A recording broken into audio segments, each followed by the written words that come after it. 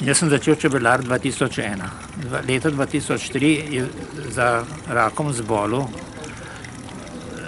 mož od ženine sestre, ki živi v Zeleni jami v Ljubljani. In ker je bil ves nesrečen, brez vsake volje po življenju, sem mu pripeljal na vrt en panj čebel v lepem hišo in sem rekel: Janez, glej to življenje in tam odpelj, mene zanima. No, sem rekel: Janez, glej, pa sem šel. Čez en teden me pokliče: a imaš kaj literature o čebelah?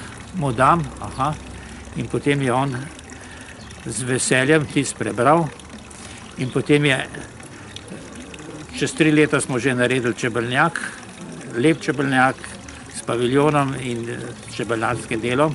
Danes ima on okrog 18 do 20 panjev družin, čebela, in izjavlja: čebele so mi rešile življenje. Ker sem zdaj imel voljo do življenja, sem se odzdravil od raka in sem dober. Vaše cenjeno ime in priimek? Moje ime je Roman Lavriša. Iz kje? Ljubljane.